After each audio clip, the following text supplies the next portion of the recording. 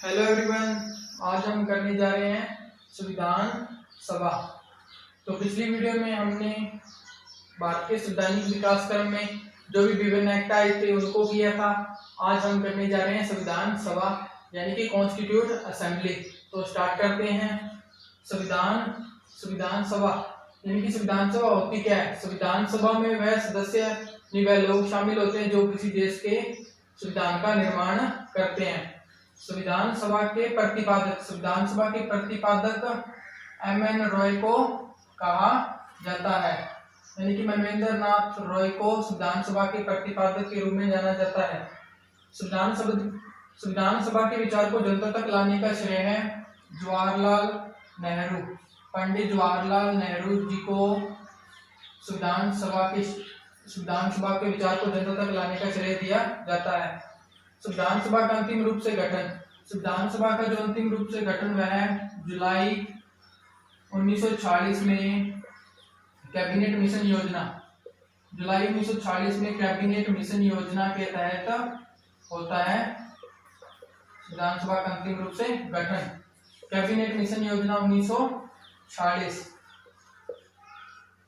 तो cabinet mission योजना जो 1946 थी, इसे मतलब ब्रिटेन में जो द्वितीय विश्व युद्ध था उसकी समाप्ति होती है 1945 में, और ब्रिटेन में एक नई सरकार बनती है लेबर दल की, जिसके प्रधानमंत्री होते हैं एटली, और वह कैबिनेट मिशन योजना का गठन करते हैं, जिसमें 3 मुख्य व्यक्ति होते हैं, sir A V Alexander, sir Stephen Cripps, sir Patrick Lawrence. इन तीनों व्यक्तियों के जो कैबिनेट मंत्री थे ब्रिटिश संसद के, इन तीनों व्यक्तियों के समूहों को ही मुख्य रूप से कैबिनेट मिशन के रूप में जाना जाता है। जो कि सर एवी अलेक्जेंडर थे, वह नौसेना मंत्री थे ब्रिटेन के, नौसेना मंत्री सर एवी अलेक्जेंडर।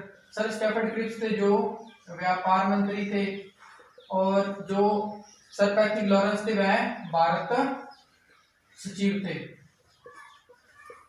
जो कैबिनेट मिशन योजना थी उसके जो प्रमुख उद्देश्य था, एक तो संविधान सभा का गठन, यानी कि जो भारतीय संविधान सभा थी उसका जो गठन करेगी वह कैबिनेट मिशन योजना के तहत संविधान सभा का गठन किया जाएगा, जो कि भारतीय संविधान का निर्माण करेगी।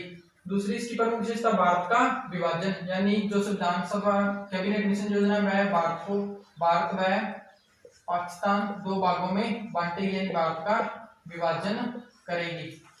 तीसरी इसकी प्रमुख विशेषता संविधान सभा का एक सदस्य लगभग 10 लाख जनसंख्या पर एक होगा। जो संविधान सभा गठित की गई थी कैबिनेट मिशन योजना 1940 के तहत, संविधान सभा का जो एक सदस्य 10 लाख जनसंख्या पर एक सदस्य चुना जाएगा। और आगे कैबिनेट मिशन के अनुसार जो संविधान सभा में 389 यानी कि 389 सदस्य होंगे। कैबिनेट मिशन योजना 1940 के तहत जो भारतीय संविधान का निर्माण करने वाली संविधान सभा में 389 सदस्य होंगे। इसमें 292 सदस्य तो प्रांतीय विधानमंडलों से, जो कि ब्रिटिश संसद के अधीन थे, और 4 सदस्य केंद्र शासित प्रदेशों से, जो कि अजमेर मेवाड़ा बलूचिस्तान जो वर्तमान में पाकिस्तान में है, कुर्ग जो कर्नाटका में वर्तमान में, और दिल्ली से एक सदस्य होंगे। 93 सदस्य देशी रियासतों से, जो कि इनके महाराजाओं के प्रमुख अधीन थी देशी रियासतें, उनसे 93 सदस्य मनोनीत होंगे संविधान सभा के लिए। जो देशी रियासतों से 93 सदस्य थे, ये 93 सदस्य तो थे मनोनीत, और जो ये 4 सदस्य और ये 292 सदस्य यह थे निर्वाचित सदस्य थे। संविधान सभा का चुनाव होता है अंतिम रूप से जुलाई 1946 में।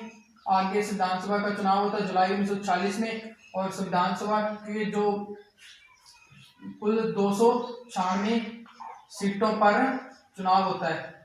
296 सीटों पर चुनाव होता है संविधान सभा का कैबिनेट मिशन योजना 1940 के तहत, और इसमें जो 208 सीटें तो मिलती है कांग्रेस को, 208 सीटें तो मिलती है कांग्रेस को, और 15 सीटें अन्य को, और 73 सीटें जो वह मुस्लिम लीग को मिलती है।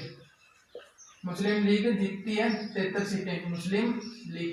तो टोटल 296 सीटों पर चुनाव होता है। होना तो पहले 389 सीटों पर था जो विधानसभा का चुनाव, परंतु जो 93 सदस्य देशी रियासतों के होते हैं वह विधानसभा के चुनाव में हिस्सा नहीं लेते। और विधानसभा का जो चुनाव करवाया था, जो इसके विधानसभा के चुनाव के बाद में संविधान सभा का गठन, संविधान सभा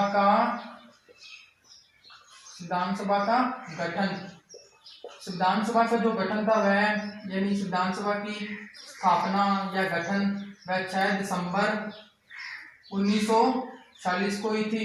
और यानी विधानसभा जो समाप्त यानी कि स्थगित यानी अंतिम बैठक 24 जनवरी 1950 को संविधान सभा समाप्त हो गई थी।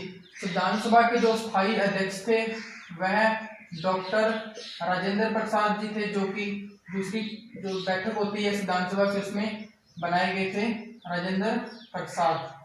संविधान सभा के जो वैधानिक सलाहकार बनाए जाते हैं वह संविधान सभा के वैधानिक सलाहकार BN राव को बनाया जाता है। बेनेगल नरसिम्हा राव को संविधान सभा का वैधानिक सलाहकार नियुक्त किया जाता है। संविधान सभा के जो उपाध्यक्ष थे, संविधान सभा के उपाध्यक्ष हरेंद्र